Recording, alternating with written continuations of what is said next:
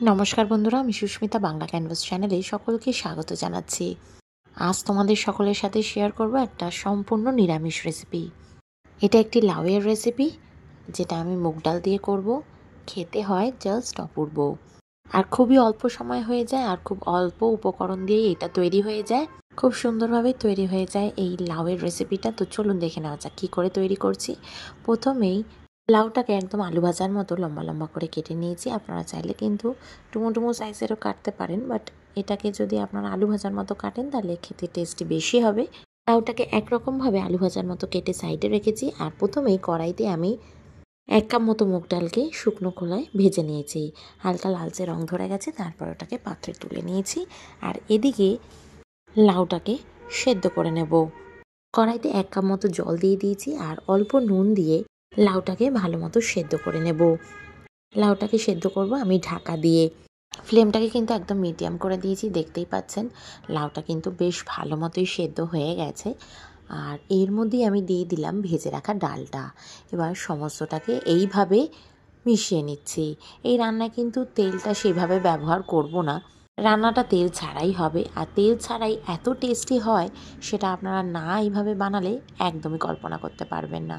এবার দিয়ে দিচ্ছি এক এক করে সব গুঁড়ো মশলা। দিয়ে দিলাম 1/2 টিস্পুন মতো হলুদ গুঁড়ো, 1/2 টিস্পুন মতো ধনে গুঁড়ো, জিরে গুঁড়ো, আর দিয়ে দিয়েছি 1 চামচ মতো কাশ্মীরি লঙ্কার গুঁড়ো, সেটা কালারের জন্য। শুকনো লঙ্কার গুঁড়োও দিয়েছি, সেটাও 1/2 টিস্পুন মতো দিয়েছি। আপনারা বুঝে দেবেন, কারণ বেশি ঝাল ঝাল কিন্তু এই রান্নাটা হয় না, হালকা মিষ্টি মিষ্টি ভাব থাকে। ওদিকে মশলাগুলোকে খুব ভালো করে কষিয়ে নিয়েছি সমস্তটা। আর এদিকে একটা ফোড়ন তৈরি করে নিচ্ছি। 2 টিস্পুন মতো সাদা তেল দিয়ে দিয়েছি। তেল গরম হতেই সাদা জিরে, তেজপাতা, শুকনো লঙ্কা দুটো ভালো করে ভেজে নিচ্ছি একদম লো টু মিডিয়াম ফ্লেমে।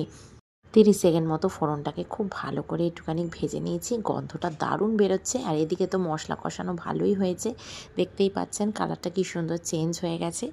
আর কোনো মশলাই কিন্তু এর মধ্যে অ্যাড করব না। এর মধ্যে কিন্তু আপনারা চাইলে বড়ি দিতে পারেন, বড়ি দিলেও কিন্তু খেতে খুবই ভালো লাগে। আর মটরশুঁটিও ব্যবহার করতে পারেন শীতকালে। এবার আমি এর মধ্যে দিয়ে দিচ্ছি ফোড়নটা দিয়ে ভালো করে এইভাবে মিশিয়ে নিচ্ছি। বড়িটা আমার ঘরে ছিল না, তাই জন্য আমি এর মধ্যে দিয়ে নিই। আপনারা চাইলে এর মধ্যে অ্যাড করতে পারেন। ফোড়ন দিয়ে ভালো করে মিশিয়ে নিচ্ছি। এবার একটুখানি ঢাকা দিয়ে দিয়ে এটাকে রান্না করলেই দেখবেন সমস্ত লাউটাই কিন্তু একদম নরম হয়ে গেছে। এই রান্নাটা কিন্তু একদমই ঝোল ঝোল হয় না, পুরোটাই কিন্তু টানিয়ে নিতে হয়। আর রুটি, লুচি, পরোটার সাথে অসম্ভব ভালো লাগে। এর মধ্যে এবার অ্যাড করে দিলাম পরিমাণ মতো চিনি। এখানে 1.5 চামচ মতো চিনি দিয়েছি। বেশ একটা মিষ্টি মিষ্টি ভাব থাকে এই তরকারিটার মধ্যে।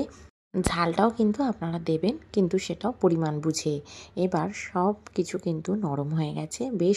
এবার সবার শেষে আমি অ্যাড করে দিচ্ছি এর মধ্যে গরম মশলার গুঁড়ো। 1/2 টিস্পুন গরম মশলার গুঁড়ো আর 1 চামচ মতো ঘি দিয়ে দিচ্ছি। এই রান্নাটা এতই টেস্টি হয় যে এর মধ্যে কিন্তু আর কিন্তু কোনো মশলা ব্যবহার করতে হয় না। এবার ঘি আর গরম মশলাটা দিয়ে ভালো করে এইভাবে নাড়িয়ে চাড়িয়ে কিছুক্ষণ স্ট্যান্ডিং টাইমে রেখে রুটি, লুচি, পরোটা, ভাত সব কিছুর সাথেই আপনারা এটাকে সার্ভ করতে পারেন। রেসিপিটা কেমন লাগলো অবশ্যই কিন্তু জানাতে ভুলবেন না। ভালো লাগলে লাইক করবেন, চ্যানেলে নতুন হলে অবশ্যই সাবস্ক্রাইব করে নেবেন, পাশে থাকা বেল আইকনটা অবশ্যই প্রেস করবেন নতুন ভিডিওর আপডেটসের জন্য। আপনারা খুব ভালো থাকবেন, সুস্থ থাকবেন, সাবধানে থাকবেন। আবার দেখা হবে আপনাদের সাথে নতুন একটি রান্নার ব্লগে। টাটা।